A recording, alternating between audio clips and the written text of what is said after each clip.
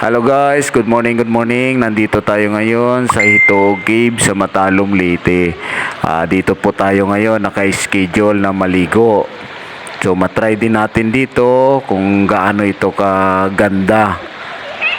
So yan guys, kung mapansin nyo po kanina yung malaking swimming pool na yon, may mga hose. Yung po yung mga tubo na yan, galing po yan doon sa bunganga ng cave. So yun po yung aking anak, yan si Elise, yan nag-i-enjoy po siya kasi napakalamig po ng tubig dito. Yan, kung mapapansin niyo po siya, yan maliligo siya Yan.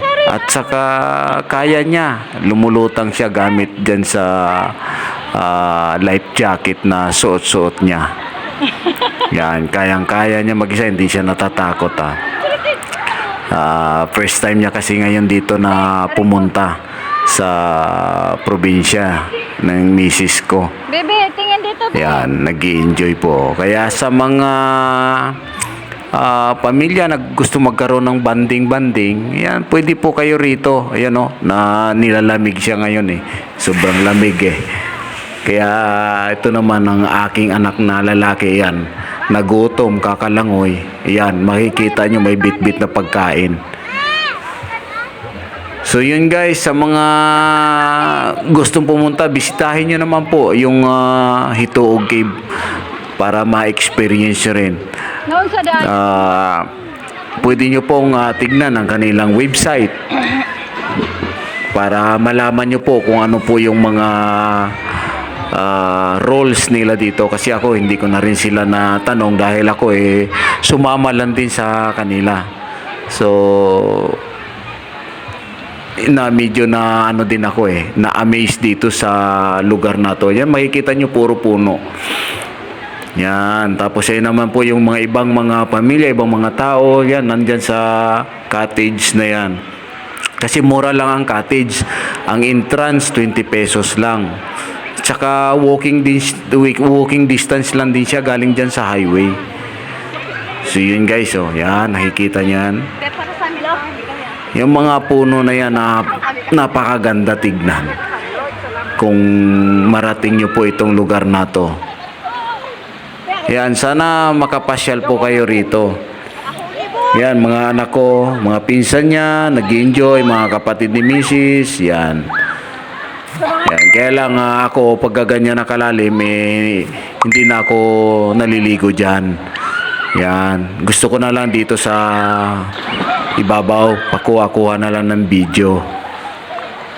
Kasi yan yung problema ko talaga, yung tubig. Wala kasi akong dalang life jacket na para sa akin. Yan. Kaya next year kapag may pera, sana makapasyal dito ulit. So i-try naman natin ng summer. Kaya kung sino gusto sa inyo na sumama sa akin, pwede po tayo rito mamasyal. Ayun na pala guys, pakisabay na rin ito na may pakipalo na rin po yung itong aking YouTube channel, Arnold's World.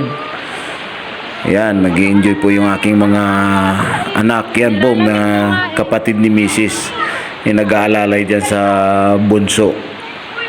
Yan. Yan, alam niyo yung entrance na yan ng kuweba, may lagusan po yan papuntang Encantadia. Andyan po yung mga sangre.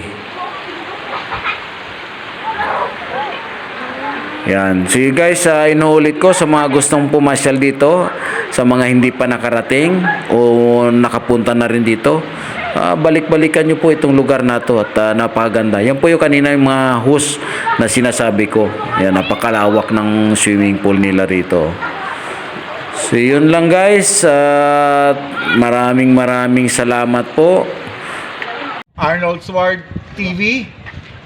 Please follow Batang Quiapo po, Dindo Arroyo ng Severino ng Batang Quiapo. Follow mo po ang kanyang channel, Arnold Schwartz TV. Grabe, kala ko si Arnold Schwarzenegger na.